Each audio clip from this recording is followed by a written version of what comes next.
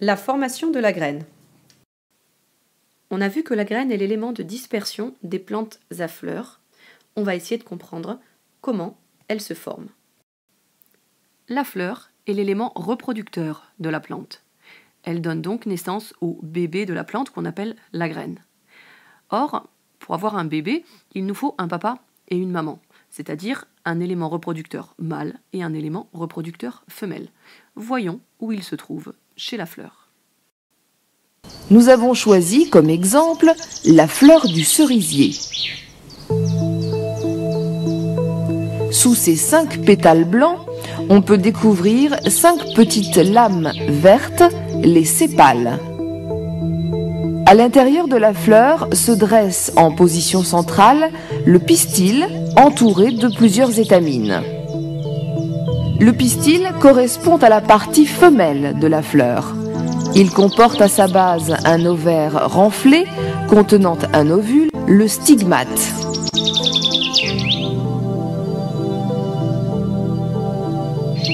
Les étamines, elles, correspondent aux organes mâles de la fleur et produisent une poussière de petits éléments jaunâtres, les grains de pollen. À propos, il paraît que c'est un régal pour les insectes.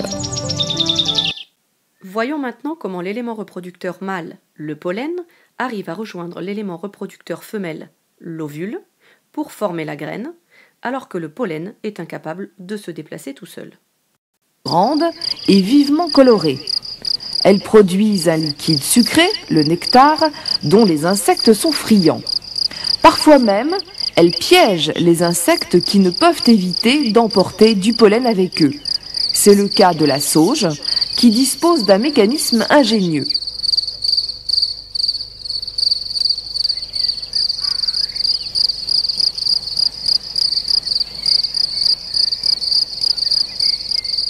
Les étamines s'abaissent sur le dos poilu des visiteurs lorsque ceux-ci pénètrent dans la fleur. Le pollen reste accroché à l'insecte et sera redéposé plus tard sur le stigmate d'une fleur voisine.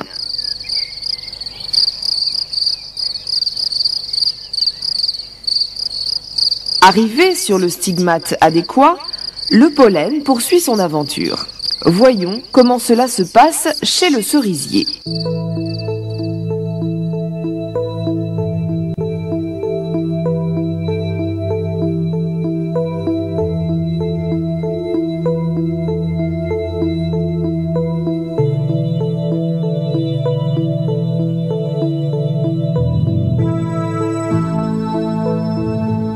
Le grain de pollen commence par fabriquer un tube qui part en direction de l'ovule en suivant les tissus internes du pistil. Pendant ce temps, 2 petits spermatozoïdes se seront formés à l'intérieur du tube pollinique. Ils seront libérés au contact de l'ovule. L'un ira féconder un premier gamète femelle, leur union produira l'embryon que nous avons observé dans la graine. Le deuxième gamète mâle ira s'unir avec 2 autres cellules, les noyaux du sac.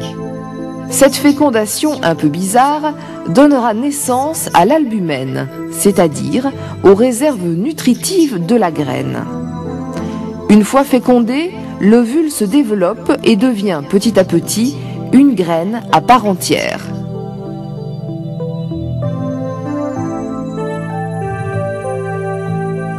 Mais autour de lui s'opère une autre révolution, la transformation de l'ovaire en un fruit qui ne sera pas forcément comestible.